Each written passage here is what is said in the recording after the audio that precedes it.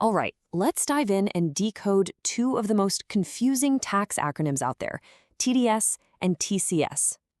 You know that feeling when you send out an invoice, but the payment that hits your account is a little bit less? Well, if that's ever happened to you, you are in exactly the right place. We're going to figure out where that money actually goes. It's a super common puzzle, especially for freelancers and small business owners. You do the work, you send the invoice for a certain amount, but the final bank transfer just doesn't quite add up. It can be a little frustrating, for sure, but there's almost always a perfectly logical reason for it. And that reason is usually a system of prepaid tax. Basically, a portion of your income gets paid to the government before you even get your hands on it. Now, there are two main ways this can happen, and that's exactly what we're here to break down today. So here's the game plan. First, we'll get into why the government even collects tax in advance. Then we'll introduce the two main players, TDS and TCS, and see how they actually work in the real world. We'll also figure out how you get credit for that money. And finally, we'll put them head-to-head so the differences really stick. Okay, first things first. Let's tackle the big idea here. Why does the system of taking tax out before you're even paid exist at all? I know, it might seem kind of weird, but trust me, there's a method to the madness. For the government, it's actually a pretty smart system. First off, it guarantees a steady stream of cash flow all year long, not just a big rush at tax time. Second, it makes it much, much harder to evade taxes because it creates a clear digital paper trail for transactions. And in a way, it makes the people and platforms paying you partners in the whole tax collection process.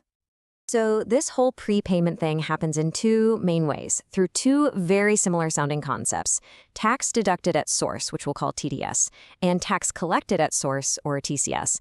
They both end with tax getting paid in advance, but how it gets there is totally different.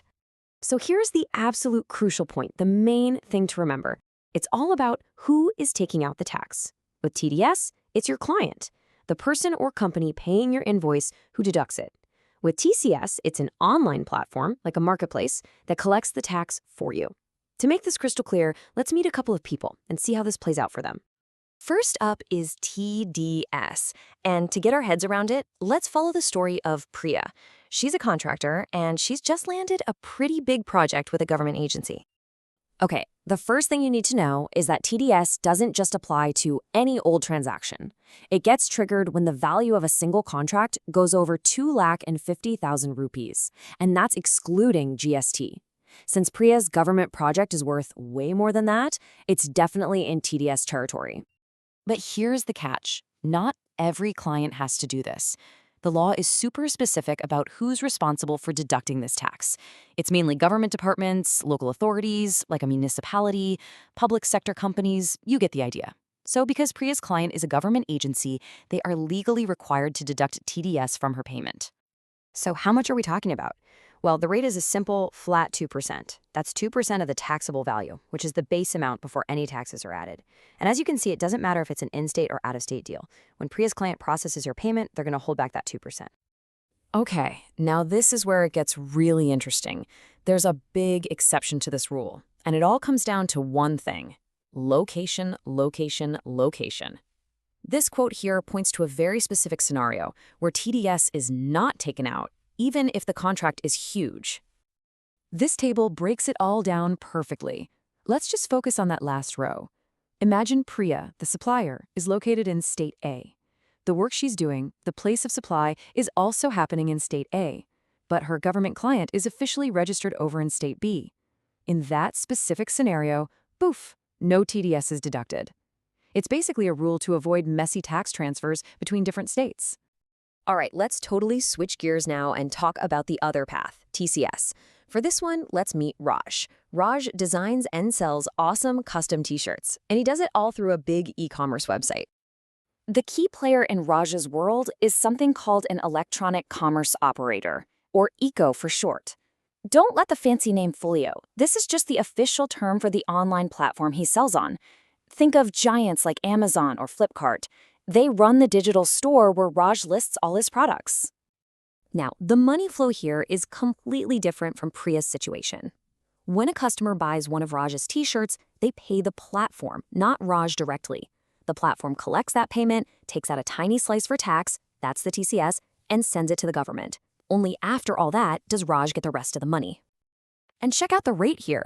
It is way lower than TDS. The e-commerce platform collects tax at just 0.5% of the net taxable value. And net taxable value is just a simple way of saying the price of the item before GST is added on.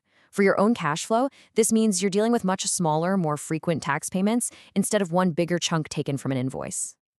Okay, so whether you're Priya getting tax deducted by a client or Raj getting tax collected by a platform, a piece of your income has been sent to the government before you ever even saw it. So what happens now? Is that money just gone? No way. And this is so important to remember that money is still yours.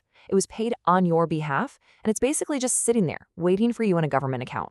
It's a prepayment, not some kind of fee or penalty. All that money gets deposited into something called your electronic cash ledger, which you can find on the GST portal. The easiest way to think about it is like your own personal tax wallet with the government. All those TDS and TCS amounts get credited there, and when it's time to pay your final tax bill, you can use the balance in that wallet to cover what you owe. All right, we have covered a lot of ground, so let's pull all this together and do a quick, final, side-by-side comparison to make sure these concepts are crystal clear in your mind. This table right here is pretty much the ultimate cheat sheet, so let's just boil it down one last time. TDS, that's done by your client, usually a government body, on big contracts at a 2% rate.